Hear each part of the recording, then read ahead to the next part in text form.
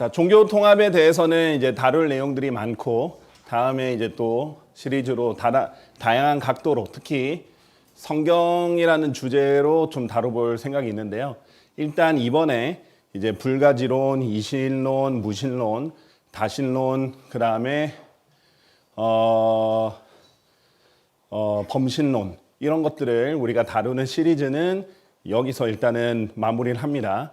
자, 이 시간에는 이제 세상에서 가장 일반적인 또 종교에서도 많이 흡수돼 있는 불가지론에 대해서 좀 더 다뤄보도록 합니다.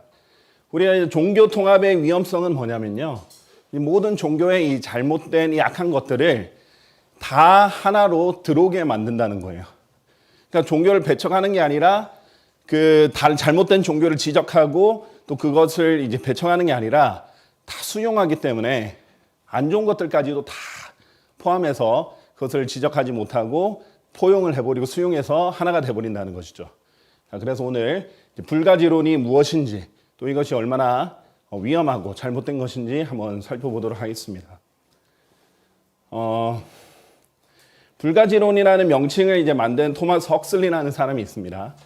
불가지론, 그러니까 알 수 없다 이 말이에요. 하나님의 존재에 대한 진위 여부를 알 수 없으며 사물의 본질은 인간에 있어서 인식이 불가능하다라는 주장이에요. 자, 사실은 참으로 비겁한 주장입니다.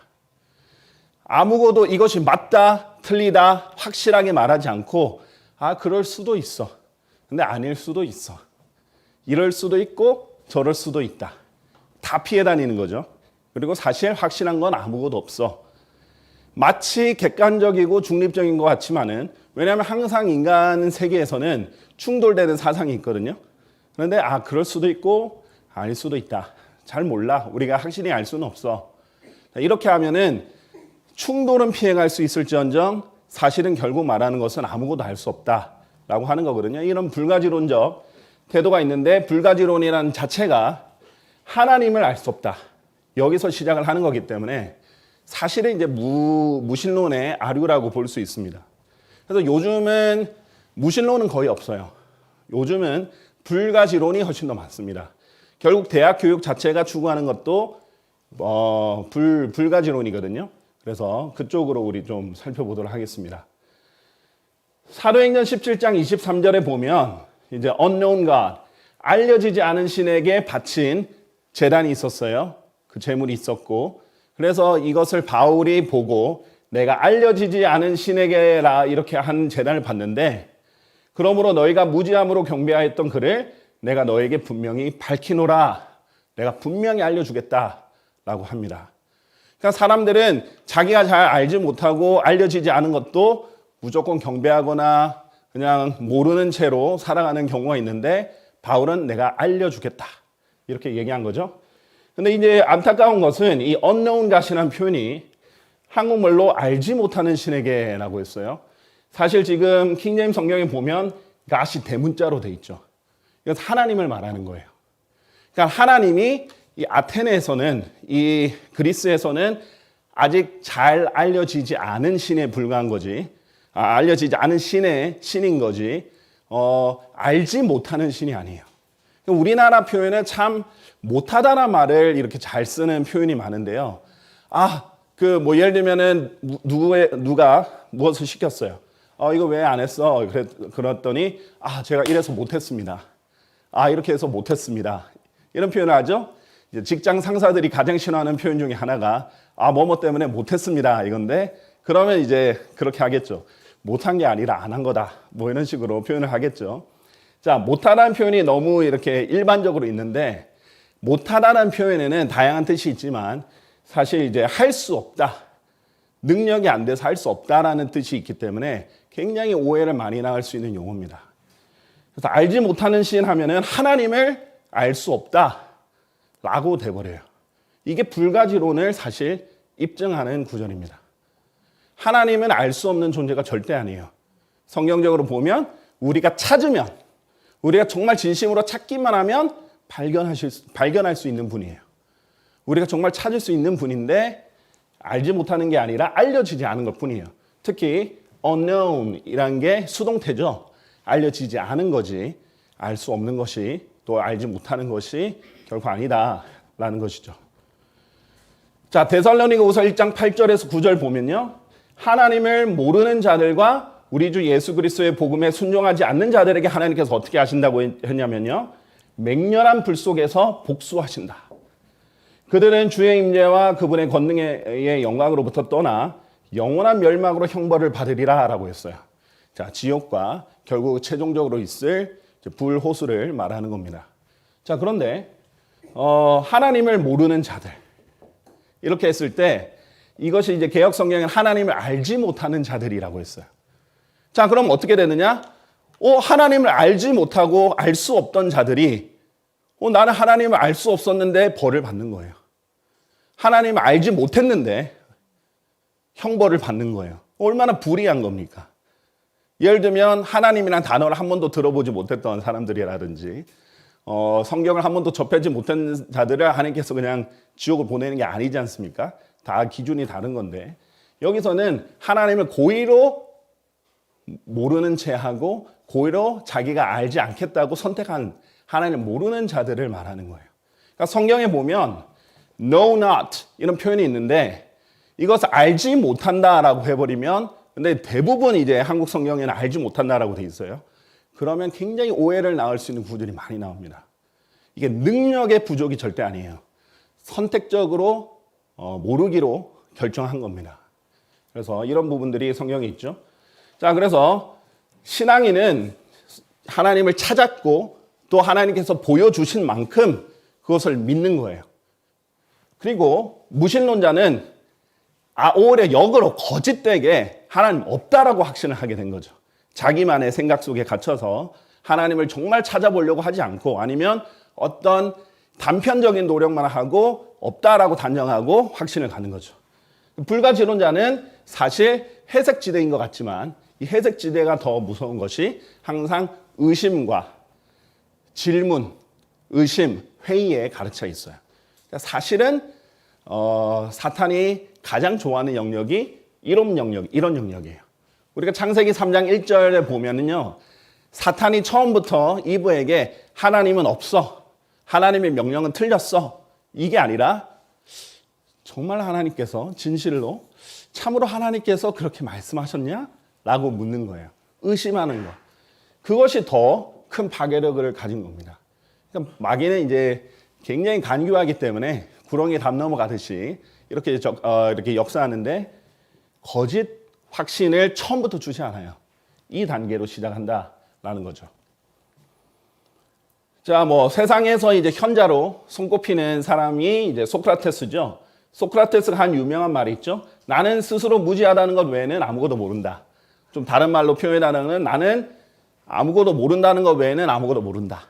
이런 식으로 표현을 했죠. 사실 성경을 배제하고는 이것이 굉장히 지혜로운 말이에요. 성경은 진리잖아요. 진리는 확실히 알 수 있어요. 확실한 거예요. 성경을 배제하고 뭘 찾아보려니까 결국 자기가 아무것도 모른다는 것 외에는 알 수가 없는 거죠.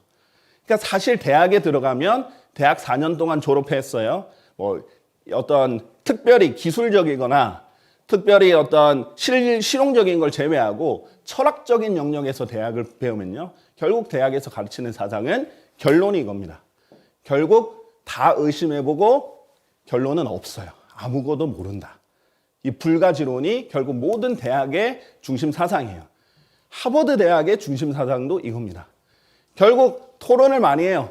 질문도 많이 합니다. 그럼 이 각도에서도 물어보고 저 각도에서도 물어보고 정의는 무엇인가 이것도 물어보고 저것도 물어보고 결론은 딱 단정할 수 없다. 아무도 모른다. 확실한 것은 없다. 모든 것이 상대적이다. 이것이 결국 최고의 대학 교육에서 내릴 수 있는 결론입니다. 자, 성경을 배제하면 이것이 굉장히 높은 깨달음입니다. 우리가 확실한 게 아무것도 없구나. 이것도 지혜예요. 그러나 세상에 속한 지혜죠. 자, 그럼 어디로 가야 돼요? 확실한 게 무엇인가? 정말 영원불변한 진리는 무엇인가? 그것을 찾으러 가야 되겠죠. 근데 그러지 않고 이것이 마치 그냥 최고의 지식인 양 여기에서 안주해버리면 불가지론자가 되는 겁니다. 자, 그러면 성경은 어떤 책인가? 성경은 상대적 진리를 말하는 책이 아니라 참된 이치, 그리고 언제 어디서나 누구든지 승인할 수 있는 보편적인 법칙이나 사실을 말하는 거예요. 그래서 하버드 대학을 다니고 대학원을 다니고 박사를 따도 모르는 것을 성경을 통하면 확신하고 알 수 있는 것이 굉장히 많아집니다. 그것이 성경의 위력이에요. 자, 보세요. 6을 써놨어요. 그럼 여기서 보는 사람은 6이라고 생각할 거고 여기서 보는 사람은 9라고 생각할 거죠. 세상에 있는 것들은 대부분 상대적입니다. 그러나 성경은 절대 진리예요. 그래서 우리가 인간의 책이 아니라 인간의 책은 답이 없어요. 그냥 의문을 던져보고 질문을 던져보고 한번 뭐를 제기해 보는 것뿐이에요. 그리고 자기의 견해를 나름대로 결론을 내린 것뿐입니다. 그러나 성경은 창조주 하나님께서 모든 것을 만드시고 아시는 분께서 절대적으로 기록해 놓은 법칙을 우리에게 제시해 준 거기 때문에 성경을 한번 읽는 것이 그 아이비리그 대학을 수십 년 동안 돌아다닌 것보다 훨씬 더 많은 것을 진짜로 알게 해주는 거죠. 자, 절대 진리는 당연히 하나님으로부터 올 수밖에 없어요. 이게 위로부터 오는 것을 배우려고 하지 않고 여기 땅에 있는 것으로 확신을 가지려니까 모르게 되는 거죠. 자, 하나님께서는 거짓말하실 수 없다. 하나님께서는 진실만을 말씀하시는 분이시고요. 진정 하나님께서는 참되시나 모든 사람은 저마다 거짓말쟁이로다. 모든 사람 한 명 한 명 저마다 각자는 다 거짓말쟁이이기 때문에 사람의 말에 100% 다 진실만 있는 사람은 없어요. 그러니까 저도 성경을 인용을 제대로 할 때 진리가 나오는 거지 성경 없이 저 혼자 말을 계속 한다고 생각해 보세요. 제 인생사를 얘기한다든지 뭐 제가 깨달은 걸 얘기한다든지 그걸 제가 10시간만 얘기해도 거기에서 잘못된 게 얼마나 많이 나오겠어요. 그렇죠? 성경만이 하나님께서 성경이 저자이신 하나님께서만이 참되십니다. 자, 하나님께서는 분명히 약속하셨어요. 그리고 너희가 너희의 마음을 다하여 나를 찾을 때 너희는 나를 구할 것이요 나를 발견하리라. 정말 진심으로 하나님을 찾는 마음이 있어야 하나님을 구하게 되고 그러면 하나님을 발견하게 될 것이라는 거예요. 그건 약속입니다. 불가지론자나 무신론자는 문제가 무엇인가? 하나님을 알 수 없는 게 아니라 하나님을 진정 찾지 않았기 때문이에요. 그분들이 정말 진지하게 성경을 몇 독을 했으면 그렇죠? 진리를 찾는 마음으로 몇 독을 했으면 절대로 그런 말이 나올 수 없죠. 제가 만난 불가지론자들 대부분은 자신이 성경을 좀 안다라고 생각하는 사람들이었어요. 그런데 왜 성경을 안다고 생각하느냐? 자기가 생각했을 때 성경이 틀렸다는 구절들을 안다 이거예요. 그리고 몇몇 기독교인들한테 그 구절들 제시했더니 대답을 못하더라 이거죠. 그 토론할 때 이 구절들 써보고 이랬더니 대답도 못하고 그냥 자기는 좀 더 안다라고 생각한 거예요. 근데 정말로 사실 진지하게 성경 한 번도 안 읽어본 사람들이 대부분이었어요. 그리고 제가 그러면 이 사람들이 모를 만한 구절 물어보고 대답을 못하면 그러면 성경 아는 거 아니다. 성경 제대로 한 번도 안 읽어봤지? 그러면 그때서야 제대로 꼼꼼하게 다 한 번을 읽어본 건 아니다. 그렇게 얘기를 해요. 그러니까 여러분이 성경을 알아야 불가지론자랑 무신론자가 자신 있게 자기가 성경을 안다라고 생각하고 막 하면은 그 사람들이 모를 것들을 질문을 할 수 있는 거죠. 자, 역대기야 15장 4절에도 그러자 그들이 자신들의 공경 속에서 그들의 이스라엘 주 하나님께로 돌이키고 그분을 찾았을 때 그분께서 그들에 의하여 발견되셨다. 하나님은 찾는 거고 우리가 열심히 찾아야 되고 하나님은 발견되실 수 있다. 그렇게 약속을 하셨습니다. 자, 그래서 율법에 보면 하나님의 법에 보면 뭐라고 규정이 되어 있냐면 하나님을 찾지 않는 것은 죄다라고 규정이 되어 있어요. 역대기야 15장 13절 그런즉 누구든지 이스라엘의 주 하나님을 찾으려 하지 아니하는 자는 자기가 본인이 아는 거죠. 찾지 못하는 자가 아닙니다. 작은 자나 큰 자 간에 남자든 여자든 사형에 처해져야 한다는 것이었더라. 얼마나 큰 죄냐면요. 하나님을 찾으려 하지 않는다. 그러면 사형에 처해지는 거예요. 고의로 하나님을 거부하는 거거든요. 그러니까 이제 이해가 되죠. 데살로니가 후서 1장 8, 9절이 왜 하나님을 모르는 자들을 하나님께서 그 지옥의 영원한 불길 가운데서 그 불 속에서 이렇게 형벌을 주시는지 그냥 알 수 없어서가 절대 아닙니다. 지적 능력이 부족해서가 아니라 스스로 하나님을 계속 거부하면서 찾지 않았던 거예요. 그 정직하지 않은 마음을 하나님께서 아시는 겁니다. 자, 예수님께서는 이 땅에서 이제 사역을 하실 때 여러 질문을 하셨어요. 야, 너희가 이것도 모르냐? 너 이거 읽어본 적 없어? 너 이거 봤니? 굉장히 많이 질문하는데 특히 너희는 이 성령 기록을 읽어본 적이 없느냐? 안 읽어봤니? 계속 질문을 던지는데 대답 못하면 오히려 책망하세요. 왜 너희 아직 이걸 몰라? 성경 안 읽어봤어? 엄청나게 질문하십니다. 하나님 입장에서는 아마 제가 생각했을 때 하나님 입장에서는 제일 미스테리한 것 중에 하나가 인간에 대해서 물론 하나님 다 아시지만 참 이해하기 힘든 부분 중에 하나가 그걸 거예요. 아니 창조주 하나님이 썼다는 책을 내가 줬는데 왜 안 읽지? 그렇잖아요. 아니 이 세상에 창조주가 썼다는 책이 있는데 왜 안 읽냐고요.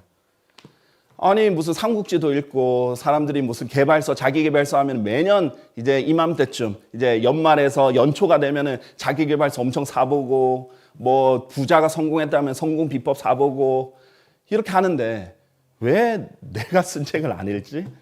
여기에 어마어마한 것을 내가 넣어놨다고 했는데 왜 안 읽지? 그걸 얼마나 하나님께서 답답해 하시겠어요? 그렇죠? 예수님께서 실제로 하나님이 육체로 나타나셨을 때 가장 많이 한 질문 중에 하나가 또 성경 읽어봤니? 너 이거 이렇게 된 거 읽어봤어? 이렇게 질문하는 것들입니다. 또 바울도 왜 이걸 모르느냐? 너희 몸들이 그리스도의 지체들인 것을 너희가 모르느냐? 예수 그리스도께서 너희 안에 계신 것을 너희 자신이 모르겠느냐? 너희는 우리가 천사들을 판단해내는 것을 모르느냐? 계속 묻는 거예요. 알지 못하는 게 아니에요. 모르느냐? 이걸 또 몰라? 라고 계속 묻는 거예요. 자, 알려면 어떻게 돼요? 성경을 찾아봐야 돼요. 성경을 읽어야 돼요. 성경을 공부해야 되는 거죠. 하나님께서는 성경을 읽으라, 성경을 찾으라, 성경을 공부하라, 성경을 묵상하라, 숙고하라 이렇게 등등 다양하게 명령하고 계십니다. 그래서 know ye not 이 표현이 너희는 모르느냐 이 표현이 신구약 전체에 17번 등장을 하는 표현이고요. 바울도 굉장히 많이 썼던 표현입니다. 자, 요한복음 1장 10절에 보면 그분께서 세상에 계셨고 예수님입니다. 빛입니다. 하나님이신데 세상은 그분에 의하여 지음 받았으나 그렇죠. 예수님에 의해서 지음 받았는데 세상이 그분을 몰랐더라. knew him not. 과거역이죠. 몰랐더라. 그를 알지 못하였더라. 이렇게 되면 어떻게 돼요? 알 수 없었다라는 의미를 내포하게 되는 겁니다. 자, 개역성경은 세상이 그를 알지 못하였고 그걸 얼마나 답답한 일이에요. 알지 못하니까. 그렇죠? 그러면 이제 안 되겠죠. 이 불가지론자들이 개혁 성경으로 얼마든지 자기들 주장을 입증할 수 있는 성경이 돼버립니다. 그래서 이 표현 하나가 참 이 우리나라 표현이 그런 못하다는 표현이 너무나 익숙하게 들어가 있는데 그게 아니라 정말 정확한 표현이 이래 들어가야 될 때가 많이 있습니다. 자, 요한일서 5장 12절, 13절 보면 성경에서는 너무나 정확하게 왜 내가 이것을 기록했지? 너희로 알게 하려 함이야. 내가 이것을 기록한 것은 너희가 알게 하려 함이야. 이렇게 반복해서 얘기하십니다. 아들이 있는 자는 생명이 있고 하나님의 아들 예수 그리스도시죠. 하나님의 아들이 없는 자는 생명이 없느니라. 너무나 명쾌하죠. 우리가 어떻게 하면 영생을 가질 수 있죠? 하나님의 아들이 있으면 돼요. 예수 그리스도를 받아들이면 됩니다. 내가 이런 것들을 하나님의 아들의 이름을 믿는 너에게 기록하였으니 왜 기록했냐고요? 너로 하여금 너에게 영생이 있음을 알게 하려는 것이요. 자, 기록 목적이 계속 알게 하려는 거예요. 많은 기독교인들이 자기가 구원 받았는지 안 받았는지 몰라요. 자, 구원 받았습니까? 물어보면 죽어봐야 알지요. 그럼 지금 모른다는 거죠. 죽어봐야 안다는 거. 그것은 성경적인 말이 아닙니다. 하나님께서 알게 하려 하십니다. 내게 영생이 있구나. 내가 구원 받았구나. 이것을 알고 확신하게 하려는 거예요. 불가지론적으로 몰라. 그럴 수도 있고 안 그럴 수도 있고 잘 모르겠어. 이것은 하나님의 능력이 발휘되지 않습니다. 확신이 없으면 능력이 발휘되지 않죠. 자, 누가복음 1장 4절 당신이 가르침을 받아온 그 일들의 확실성을 얼마나 확실한지 이것을 당신으로 하여금 알게 하려 함이니이다. 자, 누가복음을 누가 적었죠? 누가가 기록했죠? 자, 이 말 자꾸 쓰면 안 되는데. 근데 이 누가가 이렇게 기록하면서 기록 목적이 뭐냐? 이 확실성을 알게 하려함이라. 그러니까 성경의 기록 목적 중에 하나는 우리로 진리를 알게 하려는 거예요. 아무도 모르게 하려고 성경을 주신 게 아니에요. 하나님이 우리가 알 수 있는 언어로 우리가 알게 하려고 주신 거예요. 그래서 이제 성경 번역도 중요한 거죠. 모국어 성경을 우리가 알아들을 수 있는 언어로 하나님께서 주신 겁니다. 잠언 8장 17절 하나님께서 어떤 사람을 사랑하느냐? 나를 사랑하는 자들을 내가 사랑하느니라. 그런데 일찍 나를 찾는 자들은 나를 발견하리라. 하나님을 정말 진심으로 일찍 찾고 아침에 일어나서도 찾고 이렇게 하면 하나님께서 발견할 수 있다. 이렇게 말씀하셨어요. 결국 우리가 보면 성경은 다른 모든 신앙들, 다른 모든 종교들과 정말 차별성을 두는 독보적인 책이라는 것을 보면 볼수록 알 수 있는데 몇 가지를 우리가 오늘 살펴보도록 하겠습니다. 자, 첫째로 절대적 권위입니다.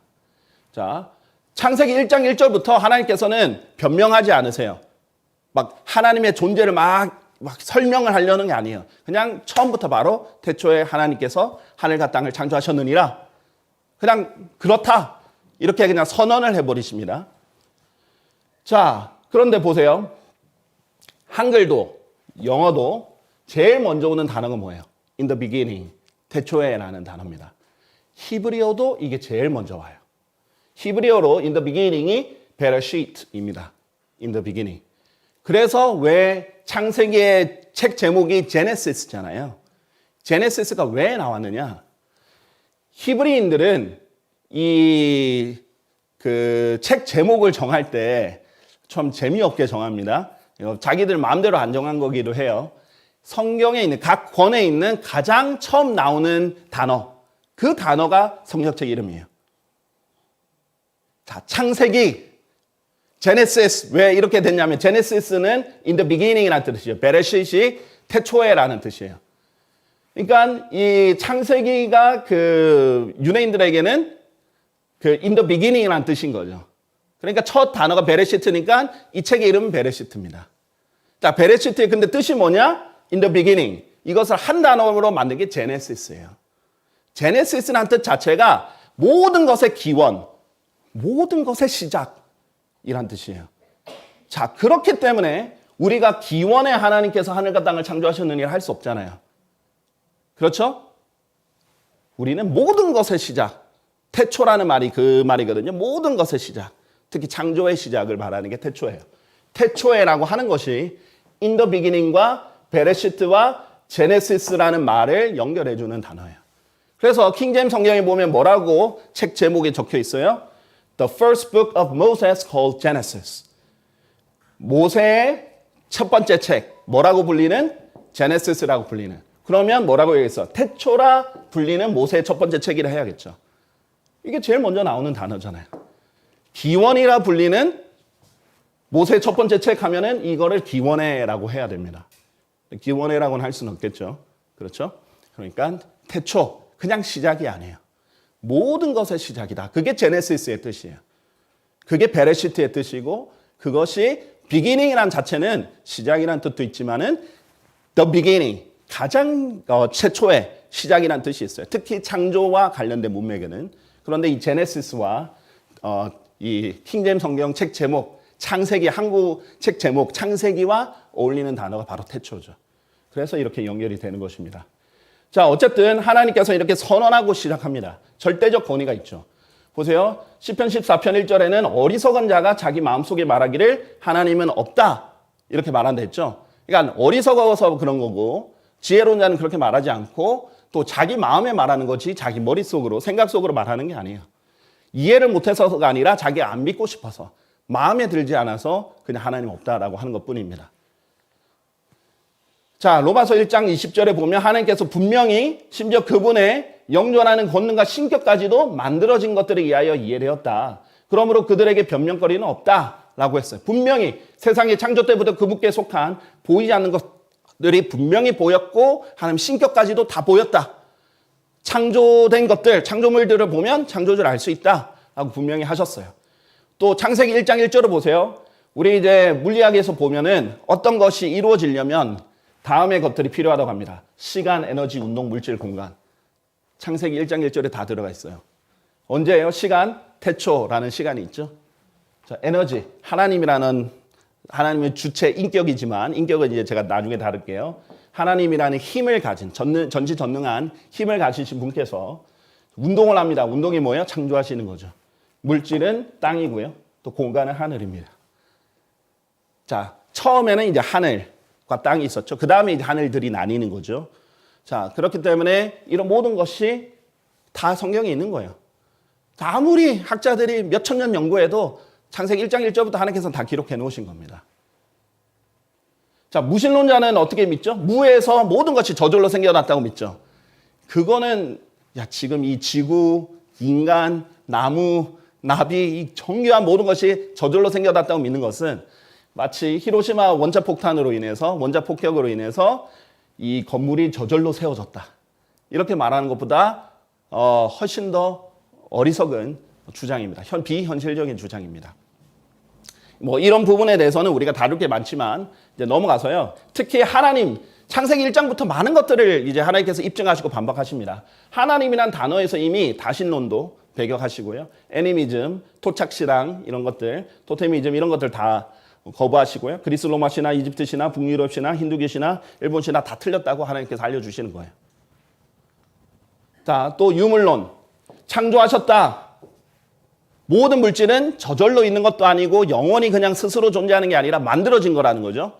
유물론은 만물의 근원은 물질이고 이것은 항상 존재해왔다. 이렇게 말하는 거죠.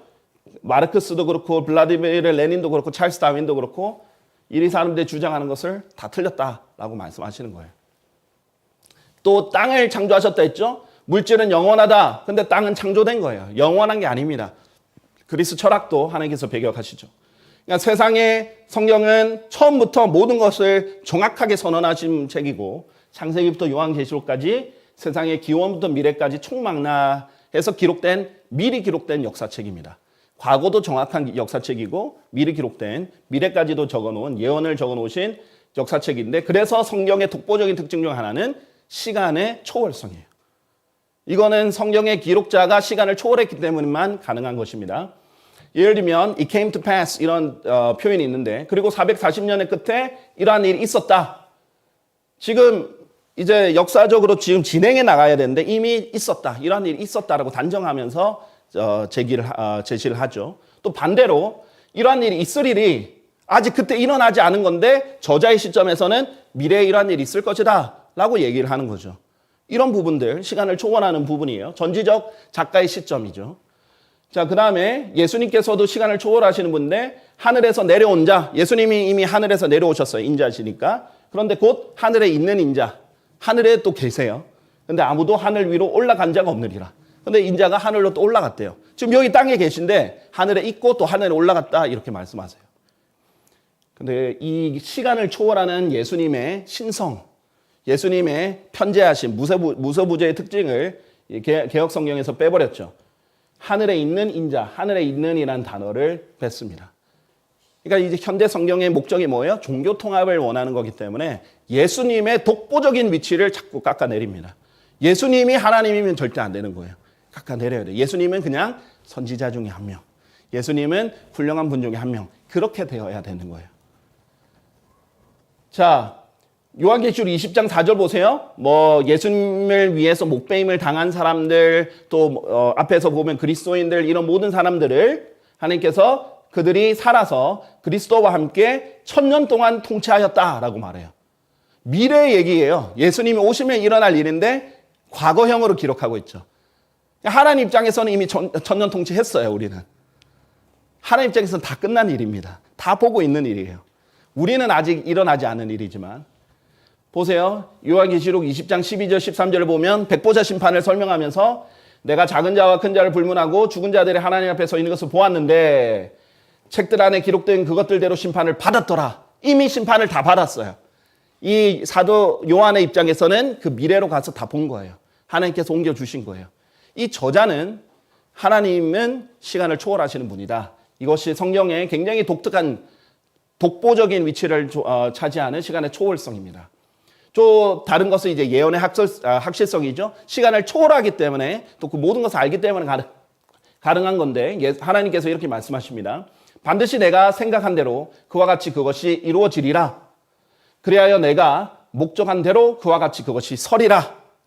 이 말을 하실 수 있는 분은 하나님밖에 없어요. 생각한 대로 이루어지고 목적하면 그대로 서는 것. 그렇죠? 너무 부럽습니다. 계획을 세우고 목적했는데 다 그대로 서는 것. 제가 요즘에 이렇게 이 성경 교육을 하다 보니까 이게 보통 쉬운 일이 아니다. 이게 그냥 개인적으로 하는 일이 아니라 단체로 규모가 커지면 커질수록 이게 다 통제도 할 수 없고 예상도 할 수 없는 그런 것인데 하나님 입장에 보세요. 온 이 천지 만물을 운행하시는데 하나님 목적한 대로 되는 거예요. 대단한 능력이시죠. 자, 하나님께서 도전하시는 것 여러분이 자주 봤죠? 예언을 하나님께서 도전하시는 거예요. 강력한 근거들을 내놓으라. 야곱의 왕이 말하노라. 하나님께서 말씀하시는 거죠. 우리가 그것들을 숙고하고 그것들의 나중 결말을 알 수 있게 하라. 미래를 말해봐라. 또는 미래에 일어날 일들을 우리에게 선언하게 하라. 너희가 신들이라는 것을 우리가 알 수 있도록 장차 다가오는 것들을 보자. 바로 이 도전장을 하나님께서 모든 신들, 모든 종교에게 던지는 겁니다. 코란을 보십시오. 불경을 보세요. 힌두교의 경전들을 보십시오. 그 어떤 종교의 경전에도 이렇게 구체적이고 정확한 예언들이 있지 않습니다. 또 예언들이 구체적이지 않은 모호한 예언들 조차도 심지어 개수가 어마어마하게 적어요. 몇 개 안 됩니다. 자, 그렇기 때문에 1000개가 넘는 예언을 가지고 있는 성경 독보적인 책입니다. 자, 예수님께서 십자가에 달리실 때 이렇게 말씀하셨어요.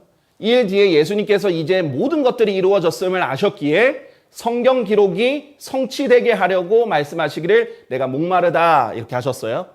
자, 예수님께서 일부러 자기가 이 말을 해야 성경이 성취된다는 것을 아시고 거의 마지막에 하신 말 중에 하나가 내가 목마르다예요. 예수님은 십자가에 달리시면서까지 생각하신 게 뭐예요? 성경을 다 성취해야 된다. 자신의 임무 중에 하나죠. 성경 기록을 다 성취해야 돼. 자, 그런데 보세요. 28절이죠. 요한복음 19장 28절, 요한복음 19장 30절 보세요. 그러므로 예수님께서 왜 29절에 무슨 일이 일어나느냐? 식초를 줘요. 조롱하는 의미로 그 강한 식초를 줍니다. 고통을 더 줘요. 마지막까지 목마르다니까 조롱하는 의미로 그래 목말라 하고 물을 주는 게 아니라 그 강한 산이 들어가 있는 식초를 줘버립니다. 더 고통을 줘버리죠.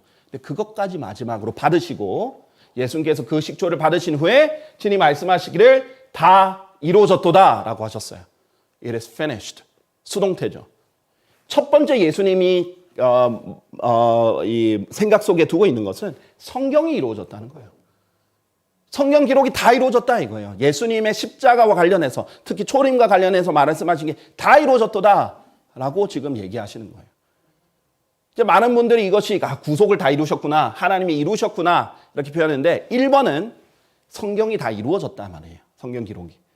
그 다음에 당연히 예수님 구속을 위해서 지금 예수님이 하실 일도 이루어졌다라고 표현할 수 있겠죠. 그런데 이거는 능동 표현이 아니라 수동이라는 것을 기억해야 돼요. 성경 기록이 다 이루어졌다는 겁니다. 자, 예수님이 그렇게까지 신경을 쓰셨고 결국 완수하신 성경 기록의 성취, 예언의 확실성, 그것이 성경의 독보적인 특징입니다. 하나님이 하신 말은 헛되이 되돌아오지 않는다라고 말씀하셨어요. 그리고 마지막으로 보면 성경의 독보적인 특징, 사람을 구원해버려요. 사람을 자유롭게 합니다. 예수님께서 진리가 너희를 자유롭게 하리라 했어요. 내가 아무것도 모른다 그러면 맨날 퀴즈 속에 있는 거예요. 맨날 그 불확실성에 있는 겁니다. 죽으면 어떻게 되지? 모르지. 죽어봐야 알지. 죽어도 정말 다 알 수 있을까? 모르지. 그냥 다 모르는 것 뿐이에요. 그 불확실성에 살아야 되는 거예요. 근데 만약 지옥이 있으면 어떻게 하지? 모르지. 지옥이 없을 수도 있잖아. 그래, 있을 수도 있잖아. 이렇게 불확실성에 살아야 되는 건데 진리가 있으면 자유롭게 하는 거예요. 창조주 하나님께서 지옥이 있다잖아요. 근데 그 지옥에서 구원할 방법 알려주셨잖아요. 값없이 선물로 주셨다잖아요. 그것을 믿고 받아들이면 되잖아요. 그렇죠? 자유롭게 되는 거예요. 예수님께서는 나는 아무것도 몰라. 소크라테스처럼 말한 게 아니라 나는 길이요 진리요 생명이라 이렇게 말씀하신 거예요. 나를 믿으면 된다. 이렇게 말씀하셨고요. 자, 그럼 다른 종교들이랑 비교를 해봐요. 이제 각자가 주장하는 구원 방법을 요약한 겁니다. 자, 불교에서는 반드시 보살행을 신천해야 됩니다. 실천해야 돼요. 불교식 구원을 받으려면. 그리고 이제 명상의 시간이 많으면 많을수록 좋고 이타행을 꼭 해야 되고 보살행에는 또 육바라밀을 해야 된대요. 자, 이런 행위들로 가득 차야 돼요. 그래도 구원 받을지 모릅니다. 자, 그다음에 이슬람도 코란경에 주신 율법대로 살아야 되고 하루에 3번 기도하면서 회개해야 되고 그다음에 알라를 믿는 신자처럼 살아야 되고 세상을 버려야 되고 알라 주신 말씀대로 살아야 되고 이렇게 해도 이슬람을 믿는 모슬림들은 아무도 자기가 구원받았는지 안 받았는지 몰라요. 자, 그 다음에 카톨릭식 구원 방법도 그렇죠. 성체를 받아 모셔야 되고 미사에 꼭 참석해가지고 거룩하신 빵 예수님을 먹어야 되고 그리고 이 영적이고 육적인 자비의 행위에 투신하는 길밖에 없다. 몸을 던져서 계속 일을 이루어야 된다. 그래도 구원받을 줄 모르고 아마 연옥에 갈 것이고 연옥에 가도 얼마만큼 있을지는 모르고 누가 구해줘야 되는데 기도를 좀 해줘야 되는데 만약에 고아라면 아무도 기도 안 해줄 거고 그럼 언제까지 있어야 될지 모르고 이런 식으로 알 수 있는 게 없어요. 진리가 아니기 때문입니다. 자, 종교라는 것은 결국은 아무것도 모르는 짊어진 사람에게 자유를 줄 수 없어요. 그런데 진리는 하나님의 선물을 주시는 거예요. 죄의 대가는 사망인데 하나님의 선물은 우리 주이신 예수 그리스도를 통한 영생이기 때문입니다. 자, 예수님께서 이렇게 하셨어요. 수고하고 무거운 짐 지워진 너희들아. 자, 우리에게는 스스로 진 짐 말고도 지워진 짐이 너무나 많아요. 죄도 우리가 태어나면서부터 죄성을 가지고 태어났어요. 자, 짐이 지어졌고 우리에게 각자에게 주어진 종이 우리가 사탄의 종노릇 하거든요. 죽음 때문에 짐이 지어지고 부담이 지어지고 그렇기 때문에 하나님께서 다 내게로 오라. 그리하면 내가 너에게 쉼을 주리라 약속하셨어요. 이렇게 자신 있게 누가 말씀하실 수 있는가? 창조주 하나님만 말씀하실 수 있다는 거예요. 그래서 하나님께서는 죽음의 권능을 가진 자, 곧 마귀를 멸하려고 죽음을 두려움으로 인하여 자신들의 전 생애 동안 속박되어 종속된 자들을 우리가 종속되어 있는 종노릇 하는 거예요. 마귀가 짐을 주면 줄수록 죄를 짓게 하면 죄를 짓게 할수록 계속 짐을 지워지고 가고 있는 거예요. 그런 자들을 구출하려 하심이라. 그래서 예수님께서 이 땅에 살과 피를 입고 오셨다라는 것입니다. 그래서 하나님의 사랑은 무엇보다도 독보적인 것은 이 구원이 가능하게 하는 것은 독보적인 사랑인데 하나님의 사랑은 우리가 아직 죄인들이었을 때 그리스도께서 우리를 위하여 죽으셨으므로 하나님께서는 우리를 향한 그분의 사랑을 권하고 계신다라는 거예요. 지금도 계속 권면하는 거예요. 권하셨느니라가 아니에요. 계속 권하고 계십니다. 우리가 아직 죄인이었을 때도 우리를 사랑해 주신 그런 독보적인 사랑 때문에 그렇게 하는 거예요. 그런데도 불구하고 이런 증거가 다 성경에 있고 압도적인 예수님이 하나님이시는 증거가 성경에 다 있는데도 불구하고 하나님을 믿지 않는다. 그러면 알 수 없는 게 아닙니다. 알지 못하는 게 아니에요. 하나님을 믿지 아니하는 거예요. 그러면 그분을 거짓말쟁이로 만드는 겁니다. 그렇기 때문에 하나님께서 심판하시는 겁니다. 자, 지금이라도 늦지 않았어요. 그 어떤 종교에 있든 아니면 불가지론자든 무신론자든 하나님을 찾으셔야 됩니다. 그럼 반드시 성경은 여러분에게 진리를 알게 해줄 것입니다. 자, 감사합니다.